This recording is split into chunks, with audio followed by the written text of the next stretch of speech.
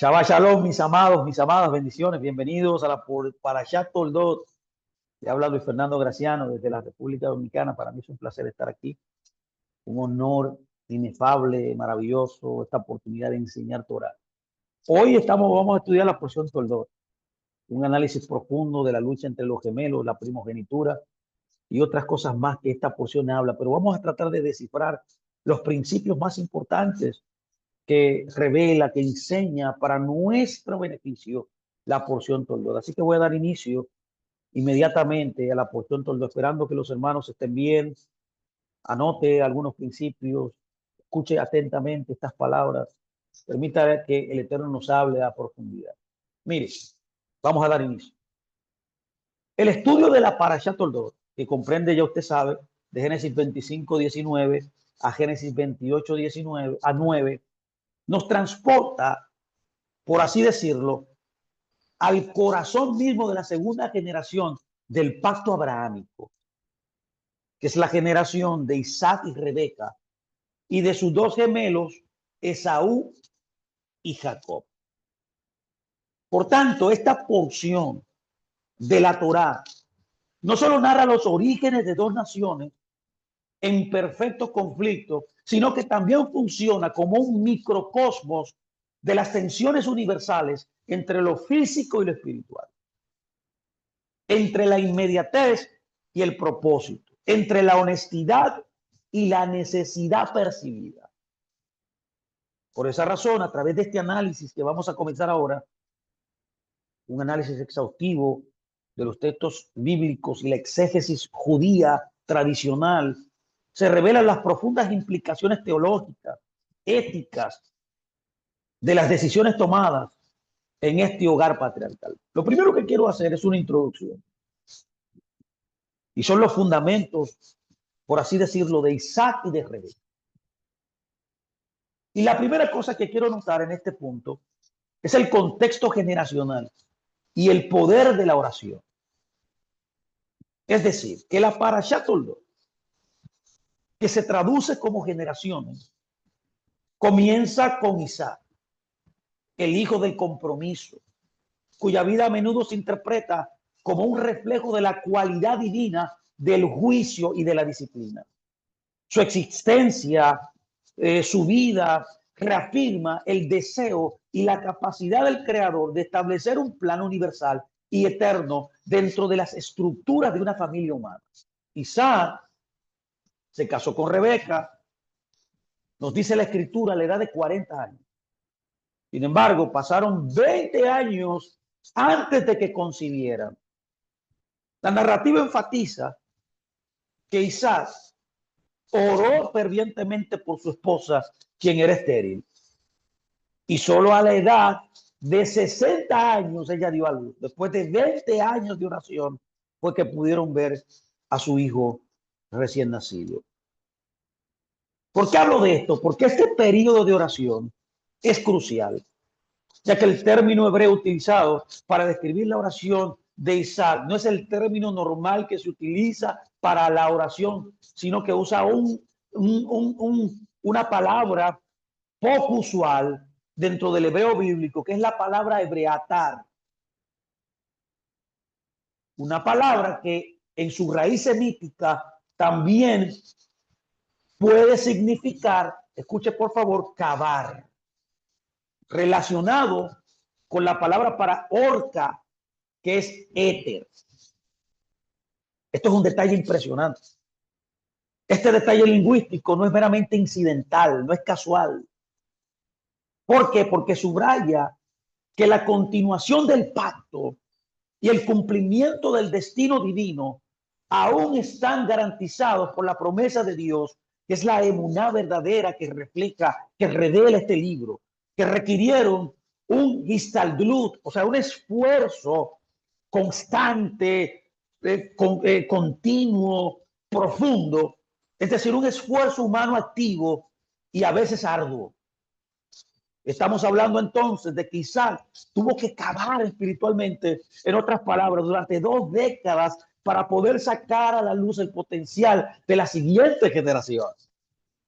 Esta necesidad de esfuerzo espiritual se refleja más tarde en un acto físico de cavar pozos, también años después en Gerar, enfrentando, por así decirlo, la resistencia local.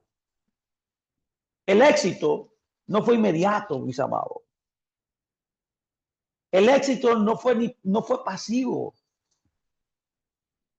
sino el resultado de una colaboración entre la voluntad divina y la persistencia humana. Esta es la verdadera mutual que garantiza el éxito. Muchas veces todavía gente está esperando en Dios y que Dios haga todo el trabajo, pero la Biblia nos enseña lo contrario. La Biblia necesita también, aparte del designio divino, de la ayuda de Dios, también nos pide que nosotros persistamos en el esfuerzo para poder traer existencia las directrices y el propósito divino. El Midrash amplía el mérito de Rebeca, transformándola de un personaje individual con una historia personal a un símbolo de la promesa de Dios a Abraham. Se enseña que los israelitas eventualmente saldrían de Egipto por el mérito, mis amados, de la disposición de Rebeca a dejar la casa de sus padres y seguir el llamado del pacto. Y a través de ella, por tanto, la línea de Isaac continuaría. Las generaciones de Isaac continuarían y por su mérito se convertirían en una nación numerosa que heredaría la tierra de Canaán. Eso es lo primero que nosotros debemos analizar en esta porción. La oración ferviente, el poder de la oración, el contexto generacional y el papel tanto de Isaac y de Rebeca. Pero hay otra cosa que quiero que usted pueda ver. El segundo punto aquí en esta introducción es la profecía en el vientre. Había una profecía en el vientre, lo que la Torá le llama una lucha prenatal. Es decir, que el embarazo de Rebeca estuvo marcado por una agitación interna. En Génesis 25:22 la Biblia nos dice, los niños luchaban dentro del vientre, dentro de Rebeca. Y al consultar a Dios, se reveló la profecía fundamental. La Biblia dice, 2 naciones hay en tu vientre y el mayor, escúchelo por favor, servirá al menor. La tradición rabínica interpreta esta lucha prenatal no solo como una disputa física, sino como un conflicto inherente entre 2 cosmovisiones que pugnan por la herencia de 2 mundos. Esta lucha era la simiente de la pluralidad que definiría el futuro. Es decir, el bien contra el mal, lo espiritual contra lo material. Y esa es la verdadera lucha que tú y yo tenemos. Es una lucha a muerte entre lo espiritual y lo natural, entre el bien y el mal. Estos 2 personajes llamados Jacob y llamado Esaú representan un polo opuesto, uno la espiritualidad y otro la materialidad. Sin embargo, el destino de la familia se ve trágicamente afectado por una omisión crítica. Notamos que Rebeca aparentemente nunca le informó a Isaac sobre la profecía divina. El Nesif, o sea, el rabino Naftali Sif Yehuda Berlín, uno de los grandes sabios de Israel, observa agudamente que la relación de Isaac y de Rebeca parecía sufrir de una falta de comunicación fundamental, a diferencia de la pareja patriarcal anterior. Esta falta de transparencia, posiblemente arraigada en un sentimiento de sentirse inapropiada que Rebeca experimentó al conocer a Isaac, se convierte en el hilo suelto que décadas después desembocaría en la crisis del engaño. Si Isaac hubiera sabido la profecía, la predicción, la pregunta es, ¿habría persistido en favorecer a Esaú como lo hizo? Lo más probable, mis amados, es que no. Lo que sugiere que la profecía que debería haber guiado sus decisiones quedó silenciada, preparando el escenario para la tragedia que sucedería años después. Esto es lo primero. Este es el escenario introductivo de esta porción que yo quiero que usted pueda ver. Ahora bien, permítame entrar ahora en el cuerpo de esta historia de la Parashat Toldot. Y el punto número 2 que yo quiero que usted pueda ver es la dicotomía esencial que había entre Jacob y Esaú. La dicotomía esencial que había entre ellos dos. No hay compatibilidad y nunca la habrá entre estos dos personajes, uno llamado Esaú y otro llamado Jacob. A Jacob se le llama o se le conoce como el Ish Tam, el hombre perfecto. Y a Esaú se le conoce en la tradición de Israel como el Ish o el hijo Sadé, el que no está completo. Y aquí hay un significado profundo de los nombres y de naturaleza.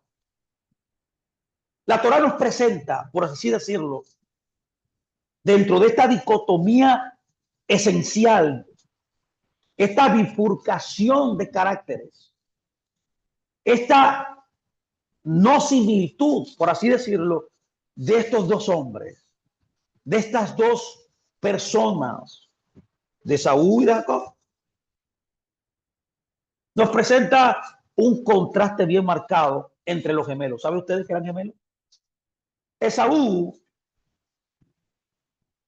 representa lo material, representa la inmediatez. Esaú, cuyo nombre se deriva de la raíz semítica que significa espesamente peludo, es la palabra seir, simboliza lo que está completo y visible inmediatamente. Es por esa razón que se le llama Ish Sadeh,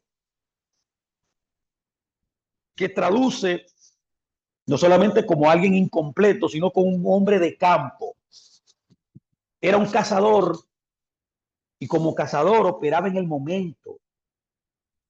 No tenía una ocupación regular y poseía un espíritu volátil. Es decir, que Saúl encarnó el atributo de Geburá, o sea, de justicia de Isaac, pero lo corrompió, aplicándola a la fuerza y la astucia humana mundana. Es decir, que Saúl representa el mundo, representa lo rápido, lo inmediato, que lo diferenciaba de la justicia inherente de sus antepasados. En contraste está Jacob, que representa lo espiritual y el propósito divino. Jacob, cuyo nombre está relacionado con la palabra hebrea Eikef, que traduce como talón, que significa el que se agarra. Rashi, uno de los mejores comentaristas de la historia de Israel, lo describe como un Ishtam, es decir, un hombre sencillo, simple, directo, tranquilo e inocente, es decir, un hombre íntegro. Jacob es un habitante de tiendas, dice la Torá, le llama Joshet o Alim, lo que la tradición hebrea interpreta como una dedicación al estudio de las tiendas de Sem y de Ber, es decir, que era discípulo de Sem y de Ber, que fueron los primeros que formaron una escuela de enseñanza. ¿Usted ve la importancia de estudiar Torá? Jacob estudió con un maestro llamado Shem y Eber. Es decir, que Jacob adopta la cualidad de la bondad, que es el Gesed. Representa el Gesed más cercano y conectado a su abuelo Abraham. Lo segundo que yo quiero que usted pueda ver aquí en esta dicotomía de estos dos personajes, que es lo que queremos nosotros contrastar, es la analogía cosmológica. Es decir, que la intensa rivalidad entre los hermanos solo se entiende plenamente a través de la perspectiva teológica de la dualidad de los mundos, tal como lo explicó el Maharal de Praga. Es decir, que la confrontación no era por la posesión de una sola cosa, sino sobre quién heredaría la primogenitura que en última instancia establecería la preeminencia dentro de esa casa. Esta perspectiva establece que primero Jacob representa lo espiritual, representa la esencia, simboliza el palacio, que es el mundo venidero, el mundo de la luz y el fin último de la existencia. En cuanto a Jacob, número 2, representa lo físico, que es lo secundario, simboliza la entrada o el vestíbulo, simboliza el mundo presente, este mundo que solo tiene valor en la medida que sirve como camino hacia el palacio, a lo esencial, a lo espiritual. Es decir, que la relación inherente entre Jacob y Esaú estaba destinada de ser de esencia y de subordinación. Mientras Jacob, que es lo espiritual, mantuviera su preeminencia, Esaú, lo físico, podría alcanzar la elevación al servir como apoyo. Por esa razón, el gran error que Esaú infringió fue que no estaba conforme con este rol subordinado. Él quería ser la estrella del show. Él quería ser la esencia de la creación. Es decir, que el conflicto, de acuerdo al Maharal de Praga, surge porque cada hermano quería quería ambos mundos. ¿Lo está entendiendo ya? Cada uno quería los dos mundos. Jacob tenía una inclinación natural hacia el mundo venidero, pero su desafío y el de sus descendientes es heredar y reconciliarse con este mundo también. En cuanto a Esaú, por otro lado, intentó confundir lo esencial con lo secundario, elevando la materialidad a la posición del propósito final. Y es ahí donde entramos en la tercera parte que quiero que veamos. Es el engaño del cazador. Es la simulación de la piedad. Es decir, que la Torá registra que Isaac amaba a Esaú. Y dice literalmente ¿por qué? Porque tenía caza en su boca. Ahí Rashi explica que esta frase es una referencia directa a la capacidad de Esaú para engañar a su padre. Es decir, que Esaú, lo que el texto sagrado nos está tratando de decir es que era un maestro de la manipulación religiosa, presentando una fachada de piedad y observancia estricta para ganarse la aprobación de Isaac, un hombre que valoraba la disciplina. El ejemplo más citado de esta simulación es la pregunta que Saúl le hace a su padre. Él le pregunta, ¿cómo diezmar la sal y la paja? Estas son cosas que halagicamente, para que usted entienda, la sal y la paja no requieren diezmo. Al preguntar, por tanto, sobre asuntos de observancia tan meticulosa, Esaú se presenta como una persona extremadamente piadosa, engañando a su padre para que creyera que era puntilloso en las enseñanzas divinas, que era un hombre dedicado a la Torá, que era un hombre dedicado a las cosas de Dios. Y esta es la trampa que los que son como Esaú tienen. Yo quiero que usted entienda que usted no debe ser así. Esto es una enseñanza importante aquí de no ser creyentes que disimulamos piedad. Que no nos presentemos como personas que parecemos que somos justos, pero la realidad no lo somos. Es decir, que esta simulación de piedad se revela con la intención oculta de Saúl de invertir el orden divino. ¿Cómo usted puede lograr lo divino cometiendo una simulación, cometiendo un fraude? Eso fue lo que quiso hacer él. La exégesis rabínica utiliza la analogía de la paja y la sal para demostrar esto.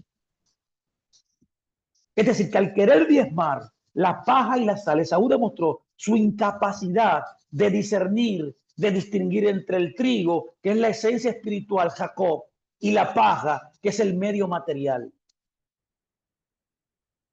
En otras palabras, usted tiene que entender hoy que no hay compatibilidad entre lo espiritual y lo natural. No hay compatibilidad.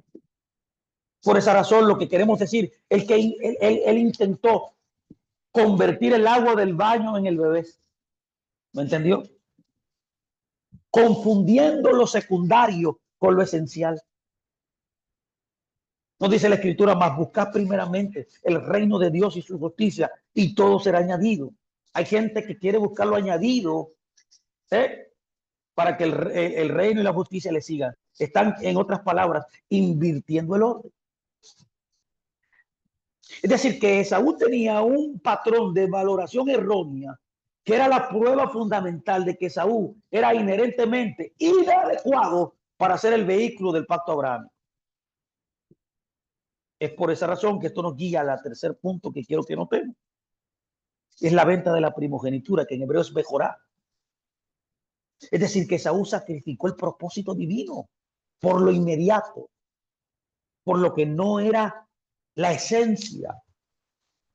Ahora bien, hay que notar primero el valor de la primogenitura. La venta de la primogenitura es el primer punto de inflexión decisivo en esta porción toldor. La Bejorá era mucho más que una doble porción económica de la herencia. Era un derecho y una responsabilidad sagrada. Esto conllevaba el deber de dirigir el servicio divino, de actuar como sacerdote en la familia y, lo más importante, ser el vehículo a través del cual se transmitiría el pacto abrahámico y la promesa de la tierra de Israel a las futuras generaciones. La escena comienza con Esaú agotado de la casa,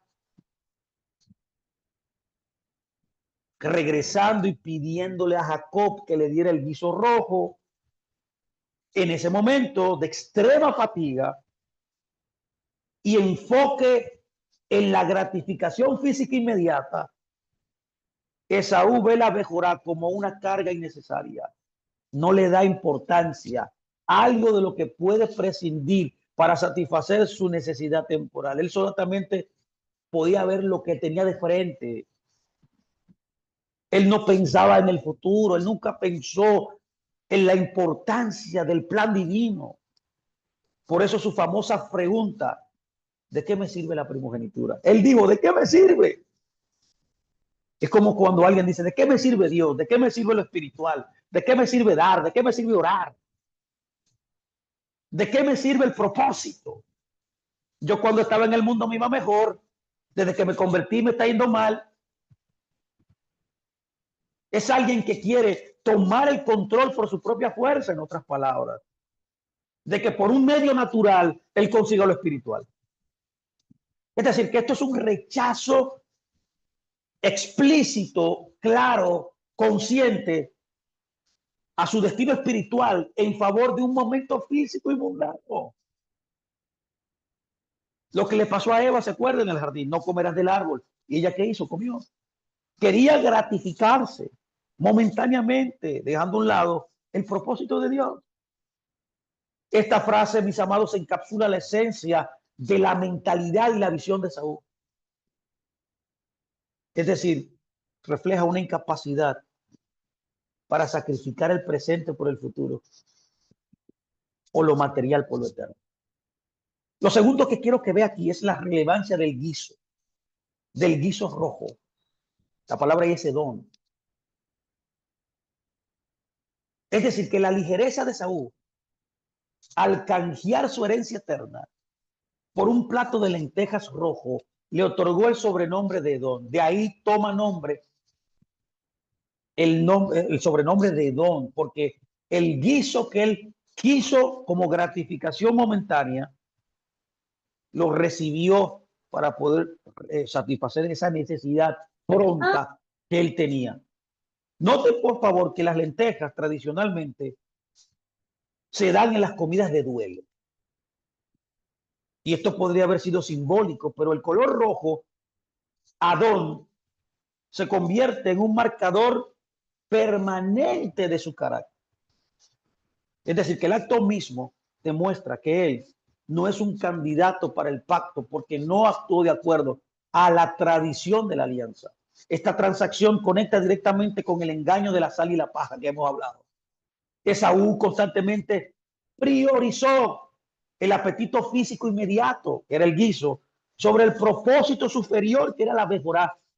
Aquí hay un peligro que nosotros podamos hacer lo mismo, mi amado. No sacrifique el propósito de Dios, no sacrifique el propósito superior que Dios tiene con usted por una gratificación momentánea. Y esto fue subrayado para que me entienda. al ídolo de la necesidad temporal. Ahora bien, hay otro punto que quiero que vea también, es la intención aquí de Jacob. Si bien el aprovechamiento de la debilidad de su hermano por parte de Jacob es moralmente complejo, ahí mucha gente ha tomado esto y ha tergiversado lo que quiere decir esta historia, ya que la motivación que tenía Jacob era teológica. Es decir, que Jacob se nos muestra, ya lo hemos hablado, como el hombre de propósito. Sabía que la mejora, la primogenitura, la bendición, no podía estar en manos de alguien tan volátil y tan materialista. El análisis textual sugiere que Jacob actuó con la convicción de que el vehículo del convenio debía estar en manos seguras para asegurar que la promesa de la tierra de Israel a los descendientes de Abraham pudiera cumplirse, ya que en las manos de su hermano nunca iba a ser posible. Bueno, y la historia lo ha demostrado. La compleja evaluación moral de este evento subraya que aunque el método de Jacob fue éticamente cuestionable, su intención fundamental, que fue luego validada por Dios, era la protección de la santidad de la herencia que Saúl había desperdiciado. Esto nos muestra ahora y nos guía a la cuarta parte de este análisis profundo de la porción Toldot. Es el drama del engaño, es la bendición trágicamente obtenida, o sea, la braja. Lo primero que hay que ver entonces aquí, en el drama del engaño que vemos reflejado en esta porción, es el escenario de la crisis y la falta de comunicación. Décadas después de la venta de la primogenitura, se establece el escenario para la crisis final. Isaac, un anciano, y con la vista debilitada, decide otorgar la bendición patriarcal a Esaú. Y el hecho de que Isaac planea esta bendición sin comunicarlo con Rebeca demuestra un severo distanciamiento conyugal que se había desarrollado entre ellos. La crisis se gesta en esta arista, en este quiebre. Es por esa razón que el Nesí identificó este distanciamiento desde el primer momento en que Rebeca se cubrió con el velo al conocer a Isaac, sintiéndose inapropiada. Esta inapropiación o este sentido de inapropiación la alejó. Esta sensación nunca permitió, este sentimiento nunca posibilitó que la relación fuera plenamente informal y comunicativa como debe ser. Esto es una historia importante para nosotros hoy también, una enseñanza. Nosotros como esposos debemos ser personas que comuniquemos nuestros sentimientos, que hablemos y nos comuniquemos con nuestros maridos y con nuestras esposas. La comunicación asertiva es importante para que los conflictos no sucedan en nuestras familias. Pero la consecuencia más grave fue el silencio de Rebeca. Al no haber compartido, como hemos dicho, la profecía de que el mayor sería el menor, Rebeca se vio atrapada. Cuando Isaac escuchó que ella se preparaba, que él se preparaba para bendecir a Esaú, perdón, cuando Rebeca escucha que Isaac va a bendecir a Esaú, sí, bien aquí, acto que luego revertiría la voluntad divina y la profecía, ella se sintió forzada a actuar inmediatamente. Ponga atención. El plan de engaño que implementó no solo buscaba asegurar la bendición de Jacob, sino que también le permitiría evaluar la dolorosa admisión de que no había mantenido, de que había mantenido en secreto la profecía durante el crecimiento de sus dos hijos.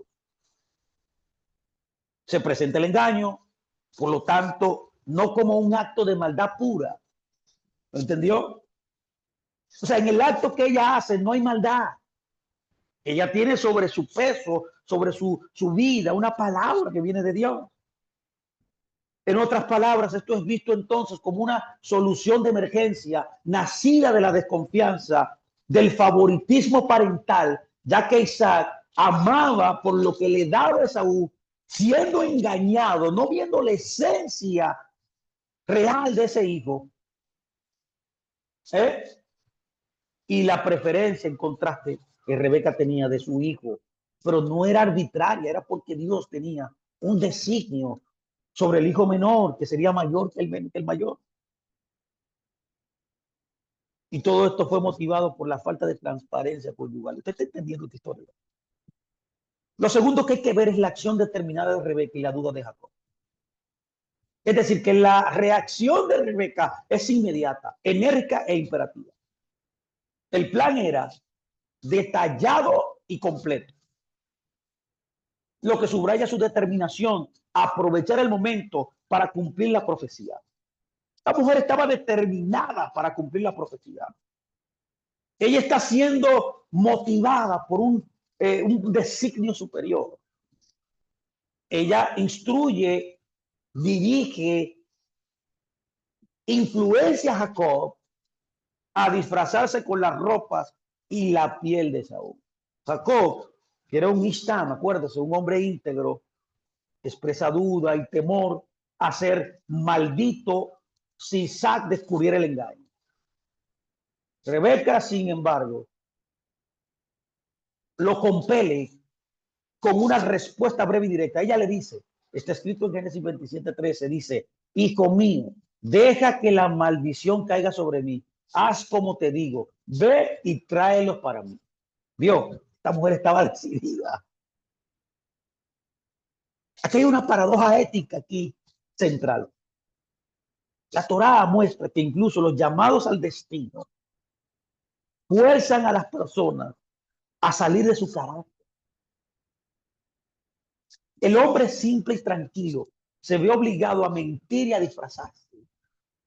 Este evento anticipa el largo y difícil camino de purificación que años después Jacob tendría que recorrer para transformar el agarrarse del talón y convertirse en Israel, el que lucha con Dios y que prevalece. ¿Te veo? Eso le costó tener un tikkun olam. Es lo mismo con nosotros. Toda acción fuera del orden de Dios, aunque sea bien motivada, porque quizás tenemos buena motivación, te llevarán luego en el futuro a tener que rectificar, aunque la motivación incorrecta, la acción fue negativa. Es el concepto sociológico del fin justifica los medios. Hay otro punto importante luego que hay que ver, es el concepto de la bendición irrevocable. Jacob finalmente nos dice la Torá, recibe la bendición correcta, la promesa, como dice la escritura, del rocío del cielo y lo mejor de la tierra. Otra vez, la dualidad y el dominio sobre su hermano. Cuando Esaú regresa y el engaño es revelado, Isaac se estremece profundamente, reconociendo el destino ya sellado. Ya no podía hacer nada. Sin embargo, un concepto teológico crucial se establece aquí, y es que la bendición, mis amados, una vez pronunciada por un patriarca, era como un vehículo del destino divino. Se vuelve irrevocable. Ya la brajá era irrevocable. El método de obtención fue viciado, pero el resultado, que es la elección de Jacob, era profético y no podía ser retractado. Ya no podía volverse atrás. Isaac solo pudo profetizar para Esaú un destino subordinado, como le tocaba al principio, vivir por la espada, dice, y la predicción de que cuando Jacob descendiera, Esaú tendría el potencial de rebelarse y sacudirse de su yugo. Otro punto importante, es el cuarto aquí, es la ética del engaño y las diferentes perspectivas rabínicas.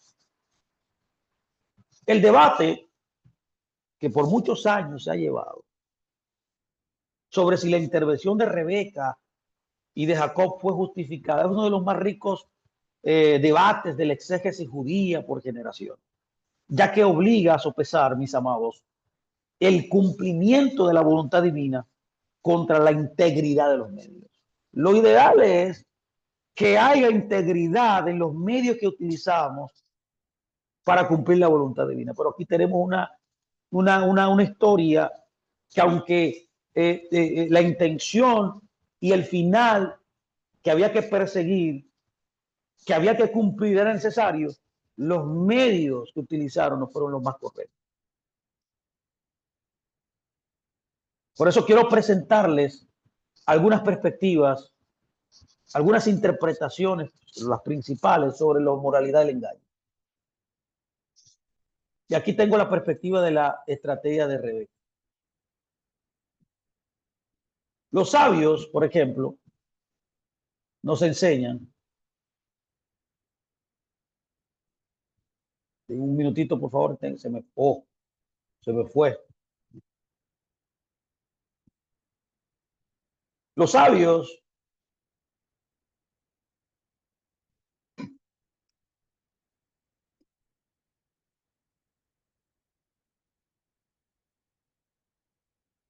nos enseñan, y es el comentario tradicional que es traído por el Midrash, nos dicen que la motivación principal era el cumplimiento profético y que la conclusión, o sea, la ética y la teología, nos dicen esta visión del Midrash, que la acción fue necesaria para poder traer el cumplimiento del dictamen divino, que era que el mayor serviría al menor. Es decir, que la astucia fue un medio ante el error de Isaac. Hay otra visión que le da el Nesif, que es una visión psicológica de esta acción. Y él dice que la motivación principal fue el miedo y la vergüenza conyugal. Es decir, que el engaño se interpreta como una tragedia familiar y fue una solución desesperada para evitar revelar el silencio mantenido por décadas sobre la profecía y un resultado de la falta de comunicación conyugal que tenía. Pero hay otra visión que es dada a través del rabino Sack, y es acerca del Musar. Y la motivación principal dice que es el fin y los medios. Es decir, que la Torá expone la falta humana para enseñar, las buenas intenciones, es decir, asegurar el pacto, que no justifican los medios deshonestos. Jacob debe aprender a lograr la santidad entonces a través de la autenticidad, no del disfraz.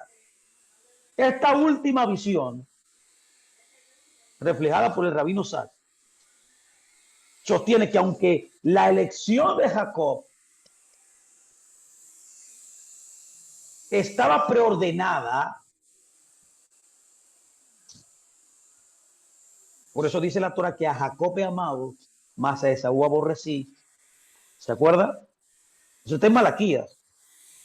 Es decir, que el camino hacia ese destino debe ser recorrido con integridad. La bendición debía ser obtenida con honestidad para que tuviera una base moral sólida para el futuro de Israel. Estas son las visiones distintas de la ética dentro de esta profesión Toldot.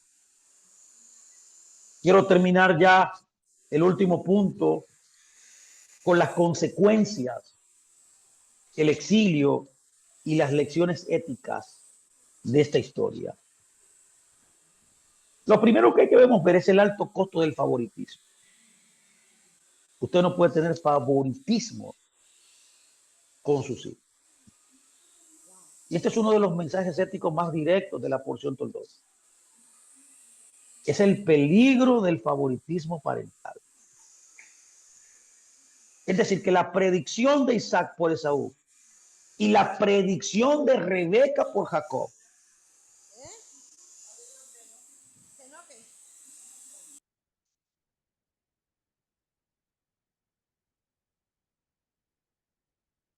esto desintegró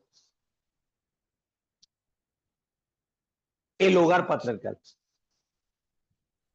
Es decir, que la comparación injusta y la desigualdad en el evento y en el efecto provocaron fuertes sentimientos negativos en Esaú, llevándolo amenazar a matar a Jacob. Este resultado es funesto y universal, mis amados, nos toca a todos. Los padres que hacen acepción de personas entre sus hijos o que se enfocan solo en sus propios intereses provocan resentimiento y consecuencias trágicas para la familia. El hogar de Isaac y de Rebeca, aunque era el asiento del pacto eterno, se convirtió en un campo de batalla debido a la falta de unidad en su visión y la comunicación. Esto produjo el segundo punto, que es el exilio de Jacob, que fue un camino de purificación. Y este fue el resultado directo del engaño y la amenaza de muerte de Saúl. Jacob debe huir hacia Harán, así buscando un refugio y una esposa en la familia de Labán. Este exilio, aunque doloroso, se entiende como un proceso necesario de tikkun olam, de purificación, de rectificación. Jacob debe dejar atrás el disfraz de Saúl, debe dejar de simular. Era la piel de cabra, ¿se acuerda? La ropa robada, la mentira. Y dedicarse a un camino más largo que lo obligaría a enfrentar las consecuencias de nuestras acciones. Esto es una enseñanza importante aquí en la Parashat Toldot, que somos responsables de nuestras decisiones y que debemos asumir las consecuencias de lo que nosotros hacemos. Y esto incluye, para que entienda, ser engañado a su vez por Labán. O sea, el que engaña será engañado, no importando que tú seas el primogénito. Cuando engañas, serás engañado. Es decir, que la travesía de Jacob lo llevará a afirmar su identidad auténtica. Era una construcción de lo honesto, de lo justo en él. Es decir, que aquí hay una lección grande de Musar. Y esta lección es clara. ¿Cuál es, Fernando? Que la verdadera bendición y el destino de cada persona requieren que nosotros nos despojemos de cualquier disfraz y que aprendamos a ser felices y fuertes, justos, honestos, con quien realmente lo es. Y aceptar el camino que nos ha tocado, que aunque es arduo, que aunque es fuerte, es honesto. Otro punto importante, el número 3 aquí, es la persistencia en el propósito. Es decir, que la historia de Toldot es una poderosa llamada a vivir con un sentido de destino. Tú y yo fuimos llamados a vivir con un sentido profundo de propósito, de destino. Tú fuiste llamado a vivir lo que Dios ha determinado que tú vas a vivir. Venga como venga. Teniendo en cuenta el sentido de destino que tiene. Contrastando así la visión de Jacob, que es la visión del propósito de Dios, con la de Saúl, que es la inmediatez. El texto nos enseña que Dios ve el final desde el principio. Dios te ve terminado, Dios te ve completo. Y así debes vivir tu vida, en integridad. Y aunque el destino está asegurado, el éxito en la vida depende de la elección consciente de enfocarse en el futuro y vivir con sentido de propósito en cada momento. Esto implica necesariamente soltar el pasado, incluyendo el orgullo, incluyendo el resentimiento, el odio, el rencor, para esforzarse por lo que está delante. La obediencia, por tanto, y la perseverancia, incluso en las dificultades, eso lo he hablado yo tantas veces, aseguran la herencia y se entienden y se extienden, son llevadas a las futuras generaciones. Hay otro punto importante que quiero que veamos, es la armonía de los mundos. Quiero hacer una recapitulación teológica. La misión de Jacob, que se convierte en el destino del pueblo de Israel, o sea, que se convierte como un templado para nosotros. O sea, Jacob es un templado aquí en la porción Toldot para ti y para mí. ¿Y cuál es el destino? ¿Cuál es la misión de Jacob, que es nuestra misión también? Nuestra misión, al igual que la de Jacob, era reconciliar el mundo espiritual con el mundo material. El mundo material que se lee o se traduce de Olánase no debe ser despreciado, como lo hizo Esaú al desvalorizar, bueno, en la parábola que vimos, la paja y la sal, sino entendiendo que lo material debe convertirse en espiritual. Eso es entender lo material correctamente, entender que lo material es importante, pero solo es importante cuando nosotros tenemos la perspectiva correcta de lo material, ya que lo material es lo que te conduce a lo espiritual, es lo que te guía, es el medio que Dios utiliza para llevarte al mundo espiritual. Es decir, que el esfuerzo en el plano físico es vital, pero debe ser un reflejo, ojo aquí, y debe ser un apoyo del propósito espiritual. Mientras tú utilices el plano físico como un reflejo y apoyo para llegar a lo espiritual, lo estás haciendo bien. Pero cuando tú tomas lo físico como el final, como el destino, sustituyendo la labor de lo espiritual por lo físico, entonces ahí hay un problema. La lección final para todas las generaciones, para todos nosotros, literalmente, mis amados,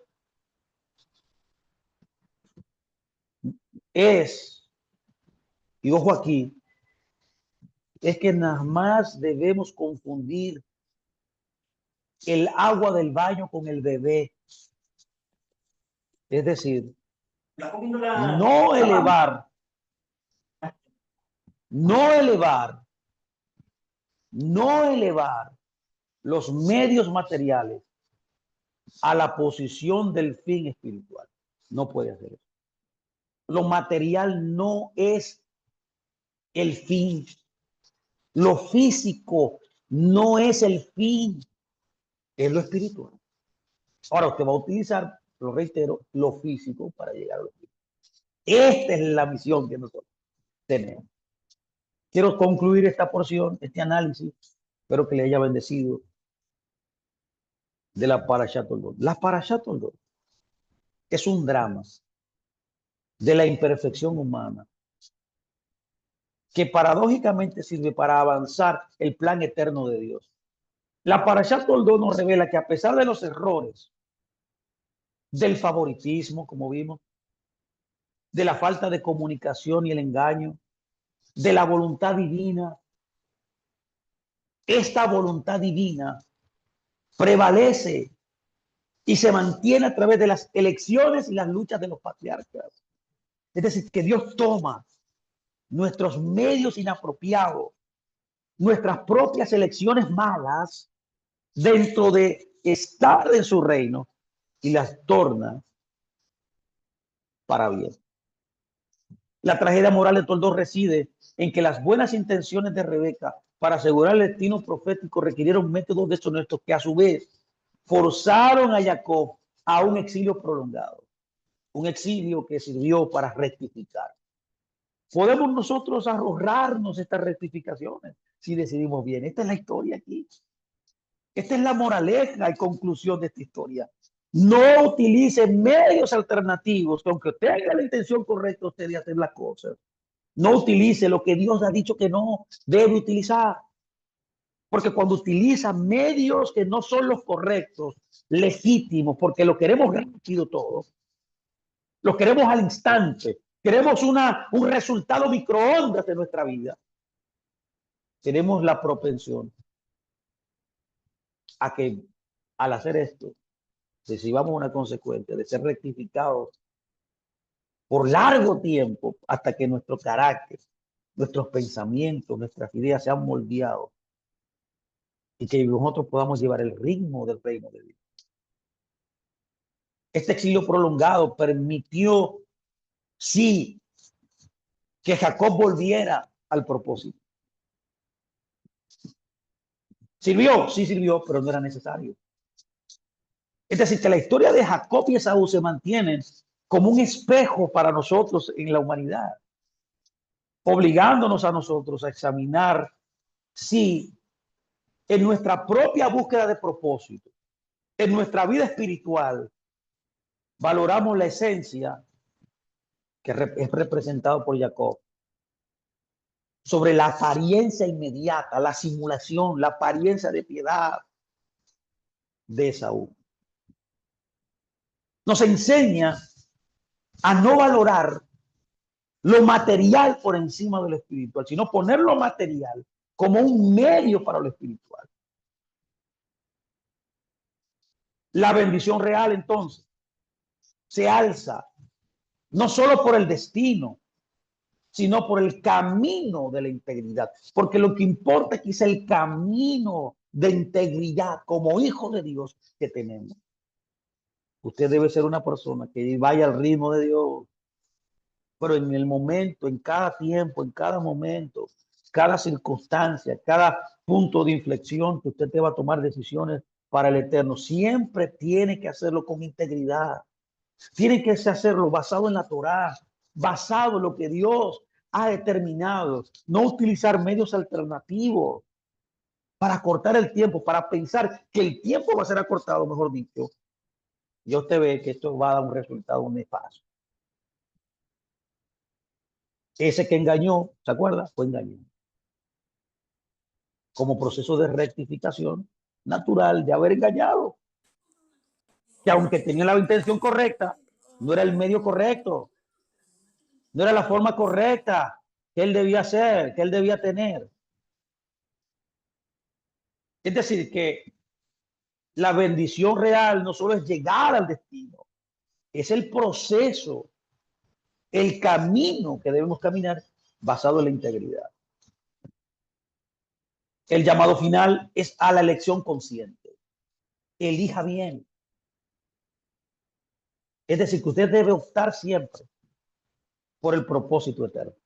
Opte por el propósito eterno, asegurando que su esfuerzo en este mundo siempre sea el acceso, nunca el sustituto, para entrar en la espiritualidad, para entrar en el propósito de Dios, para entrar en lo que es necesario, para entrar en lo correcto, para entrar en la luz. Amén. Así que nada, termino ahí. Gracias de verdad por haberme acompañado en este trayecto de esta porción Toledo a profundidad. Estudio a profundidad de esta porción. Así que espero que haya sido de gran bendición para ustedes. Les deseo un gran Shabbat. Les deseo que termine este Shabbat maravillosamente sirviendo a su Señor, a su Creador. Así que nos despedimos. Shabbat Shalom, mis amados. Shabbat Shalom, hermano.